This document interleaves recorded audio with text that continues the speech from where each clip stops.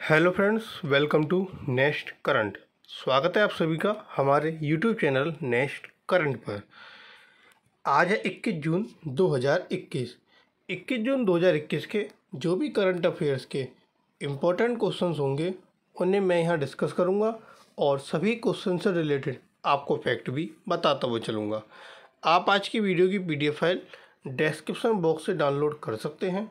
अगर आपने अभी तक हमारा चैनल सब्सक्राइब नहीं किया है तो आज ही हमारे चैनल को सब्सक्राइब करें और साथ में नोटिफिकेशन बेल को प्रेस करें ताकि आपको सभी वीडियो का नोटिफिकेशन मिलता रहे।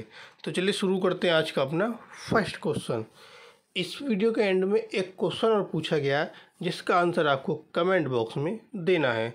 तो चलिए आज का पहला क्वेश्चन है कि विश्व शरणार्थी दिवस कब मनाया जाता है। तो यह दिवस आपका 20 जून को मनाया जाता है। ऑप्शन ए 20 जून। एक संयुक्त राष्ट्र नामित दिन विश्व शरणार्थी दिवस 20 जून को मनाया जाता है। यह दुनिया भर में शरणार्थियों के साहस और लचीलेपन का आदर और सम्मान करने के लिए मनाया जाता है। यह दिवस पहली बार 20 जून 2001 को आयोजित किया गया। इसने शरणार्थियों की स्थिति से संबंधित 1951 कन्वेंशन की 50वीं वर्षगांठ मनाई। अगला क्वेश्चन आता है कि हाल ही में अमिताभ घोष कौन सी पुस्तक का विमोचन करेंगे। अमिताभ घोष जो है वो हाल ही में the nutmeg curse parables for a planet in crisis, इस पुस्तक का क्या करेंगे, वो विमोचन करेंगे। Option D. ज्ञानपीठ पुरस्कार से सम्मानित लेखक अमिताभ घोष की नई किताब the nutmeg curse parables for a planet in crisis अक्टूबर 2021 में विमोचित होने के लिए पूरी तरह तैयार है। आगामी पुस्तक जायफल की कहानी के माध्यम से आज विश्व पर उपनिवेशवाद के प्रभाव का विहंगम इतिहास बताया गया है। घोष की कुछ अन्य उल्लेखनीय कृतियां में इबिस ट्रिलॉजी और द ग्रेट डिरैजमेंट शामिल हैं। अगला क्वेश्चन आता है कि हाल ही में एंटोनियो गुटेरेस को किस वर्ष तक संयुक्त राष्ट्र महासचिव नियुक्त किया गया। तो एंटोनियो गुटेरेस जो है वो 2026 तक संयुक्त राष्ट्र महासचिव क्या हुए हैं, वो नियुक्त हुए हैं। Option B. संयुक्त राष्ट्र महासभा ने 1 जनवरी 2022 से शुरू होने वाले दूसरे कार्यकाल के लिए एंटोनियो गुटेरेस को संयुक्त राष्ट्र महासचिव नियुक्त किया। इसकी घोषणा संयुक्त राष्ट्र महासभा के 75वें सत्र के अध्यक्ष वोल्कन वोचकिन ने की। उनका कार्यकाल 31 दिसंबर 2026 को समाप्त होगा। गुटेरेस ने 2017 में अपना पहला कार्यकाल शुरू किया। 1945 में अंतर्राष्ट्रीय निकाय की स्थापना के बाद से 9वें संयुक्त राष्ट्र प्रमुख बने। अगला क्वेश्चन, हाल ही में किस इलेक्ट्रॉनिक्स और नृत्य संगीत समारोह को बेल्जियम के अधिकारियों द्वारा रद्द कर दिया गया। तो वो था आपका टुमारोलैंड। Option C. टुमारोलैंड दुनिया के सबसे बड़े इलेक्ट्रॉनिक और नृत्य संगीत समारोह में से एक है जिसे बेल्जियम के अधिकारियों द्वारा 2021 के कार्यक्रम को रद्द कर दिया गया। यह आयोजन 27 अगस्त से 29 अगस्त और 3 सितंबर से 5 सितंबर के लिए निर्धारित किया गया था। कोविड-19 डेल्टा वेरिएंट के बढ़ते मामले को देखते हुए इस कार्यक्रम को रद्द कर दिया गया। अगला क्वेश्चन, हाल ही में विश्व संविधान और संसद संघ कब अपना पायलट कार्यक्रम project one world one education शुरू करेगा। तो यह कब शुरू होगा, यह होगा आपका 23 जून 2021 को। Option C. यह दिन संयुक्त राष्ट्र लोक सेवा दिवस को भी चिन्हित करता है। यह परियोजना 6 वर्ष से अधिक आयु के दुनिया के नागरिकों की आवश्यकता की पूर्ति करेगी। परियोजना की कुछ विशेषताओं में प्रतिभा विकास कार्यक्रम, क्षमता निर्माण परियोजनाएं शामिल हैं। अगला क्वेश्चन, हाल ही में कनाडा के सर्वोच्च न्यायालय में नामांकित होने वाले पहले अश्वेत व्यक्ति कौन बन गए। तो वो पहले अश्वेत व्यक्ति बन गए आपके न्यायमूर्ति महमूद जमाल। Option D. उन्होंने ओंटारियो के अपीलीय न्यायालय से पदोन्नत किया गया और जहां वे 2019 से कार्यरत थे। मीन्स जो अब ये कनाडा के सर्वोच्च न्यायालय में नामांकित हुए हैं महमूद जमाल, ये ओंटारियो के न्यायालय में थे और वहाँ से इन्हें क्या किया गया, पदोन्नत किया गया। जस्टिस जमाल दीवानी संवैधानिक, आपराधिक और नियामक मुद्दों पर सर्वोच्च न्यायालय के समक्ष 35 अपीलों में पेश हुए हैं। अब ये कनाडा में नियुक्त हुए, तो कनाडा के बारे में जानते हैं। ये आपका कनाडा जिसकी राजधानी ओटावा, वहाँ की जो आपकी मुद्रा है वो है कनेडियन डॉलर। वहाँ के जो एडमिनिस्ट्रेटर रिचार्ड वैगनर और जो वहाँ के प्रधानमंत्री जस्टिन ट्रूडो, ये वहाँ के एडमिनिस्ट्रेटर है और ये है प्रधानमंत्री। और ये क्या आपका कनाडा का फ्लैग। अगला क्वेश्चन, हाल ही में किसकी पर्यावरण संरक्षण अवधारणा फैमिलियर फॉरेस्ट्री ने संयुक्त राष्ट्र का लैंड फॉर लाइफ अवार्ड 2021 जीता? तो यह किसने जीता? श्याम सुंदर ज्ञानी। श्याम सुंदर ज्ञानी की पर्यावरण संरक्षण अवधारणा थी ऑप्शन ए। राजस्थान स्थित जलवायु कार्यकर्ता श्याम सुंदर ज्ञानी की पर्यावरण संरक्षण अवधारणा फैमिलियल फॉरेस्ट्री ने संयुक्त राष्ट्र का लैंड फॉर लाइफ अवार्ड 2021 जीता। यह घोषणा संयुक्त राष्ट्र कन्वेंशन टू कॉम्बैट डेजर्टिफिकेशन द्वारा की गई। राजस्थान के बीकानेर में समाज शास्त्र के एसोसिएट प्रोफेसर श्याम सुंदर ज्ञानी 15 वर्षों से अधिक समय से फैमिलियल फॉरेस्ट्री के प्रचार कर रहे हैं।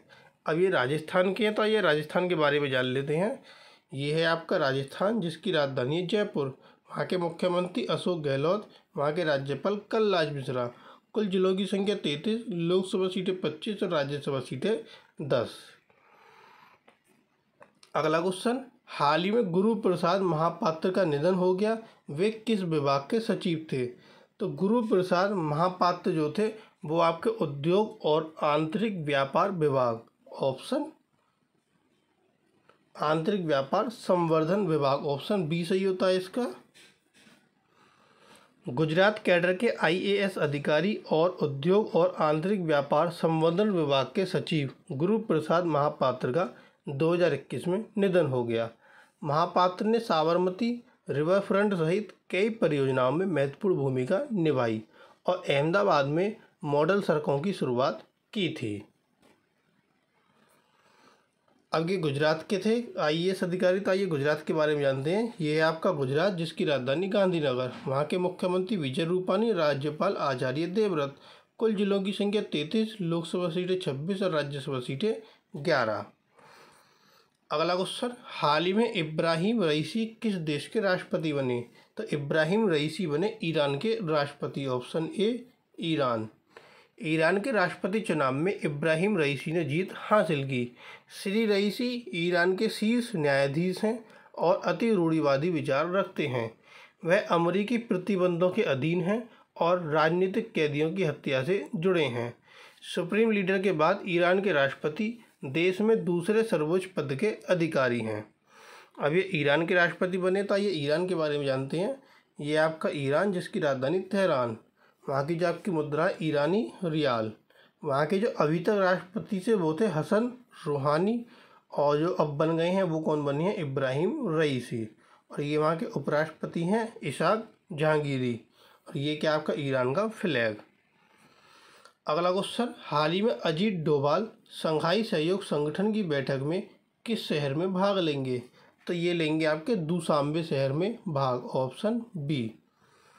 राष्ट्रीय सुरक्षा सलाहकार अजीत डोभाल दुशांबे में जून 2021 के तीसरे सप्ताह में शंघाई सहयोग संगठन की शुरुआत की बैठक में भाग लेंगे।